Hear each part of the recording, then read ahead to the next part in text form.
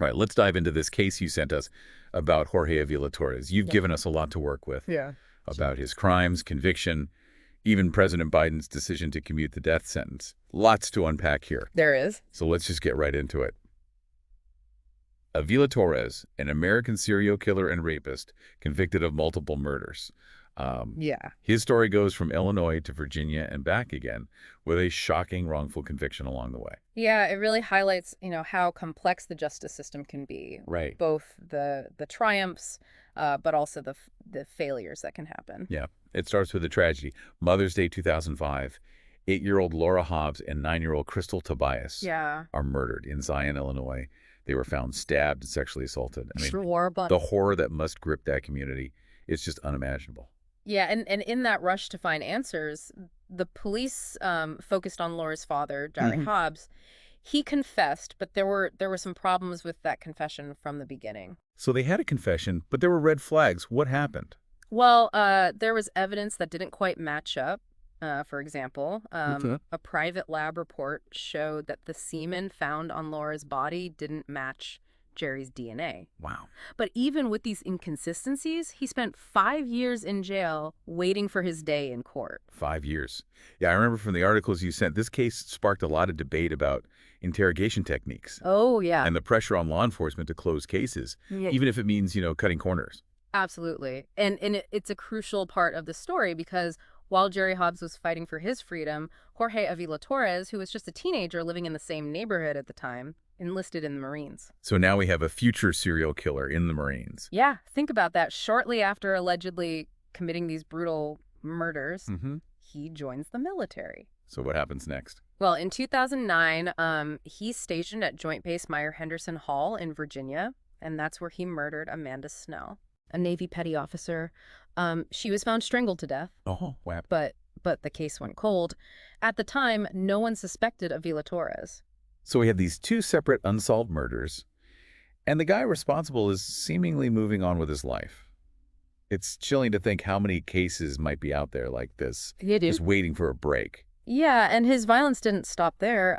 2010, his crimes took an even more sinister turn. He stalked, abducted, raped, and attempted to murder 2 women in separate attacks. Oh, wow. He escalated from murder to this level of brutality. Was there anything in the sources that really struck you about this? Yeah. I mean, what really stood out to me was just the premeditation of it. Wow. He was targeting women, stalking them, planning these attacks. Yeah. It suggests a disturbing level of control. Right. Thankfully, one of his victims survived. And that survivor's courage changed everything, right? Absolutely. She was the key.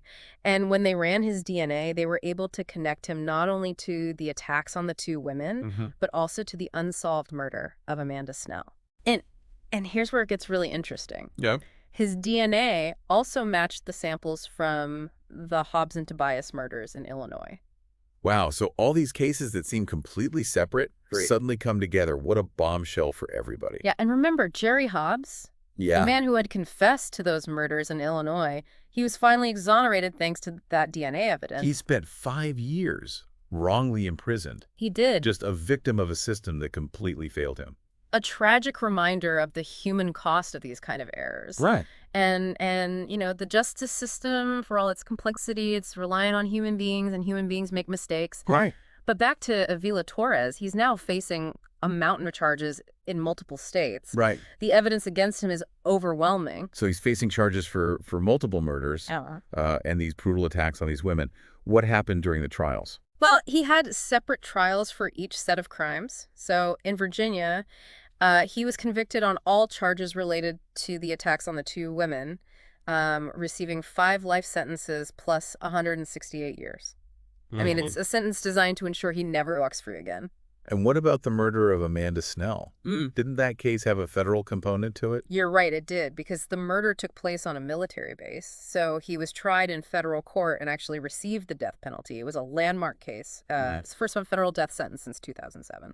Wow, so clearly the severity of his crimes wasn't lost on the courts. But then there's the case of the Hobbs and Tobias murders in Illinois. He was already facing the death penalty at the federal level. What happened with that case? Well, in that case, his defense team worked out a plea deal to avoid another death sentence. He ended up pleading guilty to the murders of Laura Hobbs and Crystal Tobias in exchange for a 100-year prison sentence. So it sounds like he was trying to, like, exert some control over his fate, even within the confines of the legal system. It's chilling to think about this convicted killer kind of strategizing his legal outcomes. Did his defense team try any other tactics to, like, mitigate his sentences? Yeah, they did. They focused on challenging the validity of some of the key evidence, specifically the DNA evidence and the testimony of his jailhouse informant, Osama El-Attar. Osama El-Attar, the former restaurateur, he was involved in that huge bank fraud. Yeah. Didn't something happen to him while Avila-Torrez was awaiting trial? Tragically, yes. He was murdered during a robbery in Maryland. Oh, wow. This was a huge blow to the prosecution's case because, they could no longer call him to the stand as a witness. That's an incredible turn of events. Yeah. With El-Attar gone, how did the prosecution make their case? What did they have to connect Avila-Torrez to the murders? Well, they still had the DNA evidence, which linked him to all 3 murders. But more importantly, they had a bombshell piece of evidence that El-Attar had actually helped them secure a recorded confession. He confessed to all 3 murders. He did. While El-Attar was in jail with Avila-Torrez, he agreed to wear a wire in exchange for a reduced sentence. He was able to get Avila-Torrez talking, and on that recording, Avila-Torrez confessed to all 3 murders. That's incredible. I mean, that's something straight out of a movie. But even with a confession, the defense team still tried to argue against the DNA evidence. They did. They tried to discredit the DNA evidence, claiming that it was, substandard and weak. They also argued that El-Attar's testimony, even though it was recorded, should be disregarded because, he was deceased and couldn't defend himself against accusations of manipulation or coercion. But those arguments didn't hold up in court. No, the evidence was just too strong. He was convicted in all 3 cases, and despite their efforts, the legal team couldn't overturn the convictions. It's a real testament to the dedication of law enforcement and the prosecution team. Absolutely. Not to mention the survivor whose testimony helped put Avila-Torrez behind bars. But then we get to the final twist in this saga. President Biden's commutation of Avila-Torrez's federal death sentence. What can you tell us about that decision? Well, in December of 2024, President Biden commuted the sentences of 37 federal death row inmates, including Avila-Torrez. Wow. His sentence was changed to life in prison without the possibility of parole. This has sparked a lot of debate, especially since he was already serving multiple life sentences. Yeah. I mean, it raises a lot of questions about the purpose and effectiveness of capital punishment. It does. It's a decision that really touches on some deeply held beliefs about, justice, retribution, and the role of the state in taking a life. Even the life of a convicted murderer. Some people believe that the death penalty, regardless of the circumstances, is never justified. Others believe that in cases like this, where the crimes are so heinous and the evidence is irrefutable, the death penalty is the just punishment. Yeah.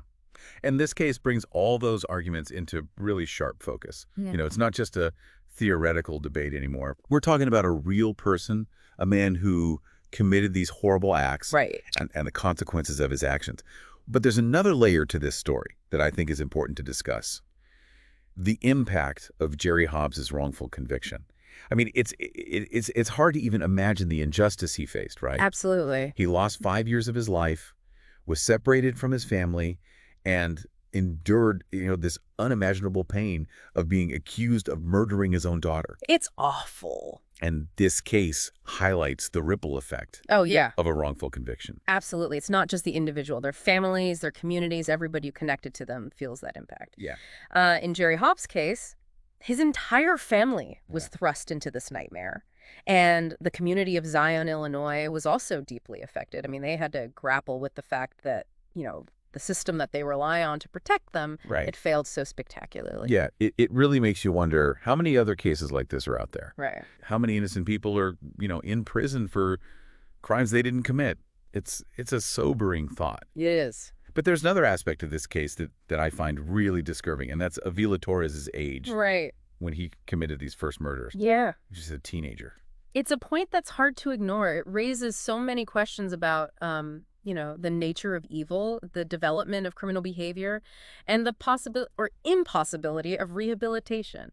Can someone who commits such horrific acts at such a young age ever truly be redeemed. And some experts have pointed to his troubled upbringing. I Mhm. mean, there are reports of abuse and neglect as possible contributing factors to his tendencies towards Yeah, violence. sure. I mean, it's important to avoid making simple connections between childhood trauma Right. and violent behavior. Right. Not everyone who experiences abuse goes on to commit violent crimes. Of course. But understanding these complex factors Yeah. that can lead someone down such a dark path is crucial if we want to prevent these future tragedies. It's like you're trying to put together this puzzle where some of the pieces are just missing. Exactly. We may never fully understand what drove him to do these things, Right. but we can learn from it Yeah, and hopefully create a safer world. I agree. This case is a stark reminder that violence can happen anywhere, at any time, Yeah. and it underscores the importance of being vigilant, recognizing the warning signs of potential violence, and intervening as early as possible. We need to be aware of the resources available to those who might be struggling, whether it's mental health services, support groups, Yeah. or just a listening ear. You know, it's a real call to action. Yeah. We can't be complacent about this stuff. We can't. We have a responsibility to, look out for each other, Yeah. to create communities where people feel safe and supported. But there's a personal responsibility here too, right? Absolutely. It's like we need to look at our own biases, our own prejudices, Yes. and challenge the ways we dehumanize other people and try to foster some empathy and understanding. And we need to recognize that the roots of violence often lie in these, deeper societal issues like poverty, inequality, Yeah. lack of opportunity. Addressing these systemic problems is crucial if we want to create a world where violence is not the answer. So where do we go from here? What Yeah. can we take away from this deep dive? I think this case really challenges us to think critically about our justice system. Yeah. It exposes the flaws, the potential for errors, and just the devastating consequences of those errors. Right. It forces us to confront this, complicated issue of crime and punishment, to grapple with the death penalty debate, and to consider the possibilities and limitations Right. of rehabilitation. Yeah, and it reminds us that, behind the headlines, the legal proceedings, there are real people Of course. whose lives have been shattered by these events. They have. The victims, their families, Right. the wrongly convicted, Yeah. and even the perpetrator himself. Yeah, They're all part of this larger story they are. that speaks to the human capacity for both good and evil. This case doesn't give us easy answers. Well- Instead, it leaves us with a real sense of unease and a lingering question. What can we do to prevent such tragedies from happening again? And that question, that's the most important takeaway Yes. from this whole deep dive. Absolutely. It's a call to action, Yeah, a reminder that we can't just turn away from this darkness. we can. We have to confront it, understand it, and work together to build a better, Yes. more just, and more compassionate world. Well said. This deep dive has been difficult, but it's been necessary. By shining a light on the darkness, we can hopefully illuminate a path towards a brighter future. Thank you for joining us on this deep dive. It's Yeah. been a heavy topic, but hopefully one that will stay with you and inspire you to really think about these important issues. Until next time, stay curious and stay engaged.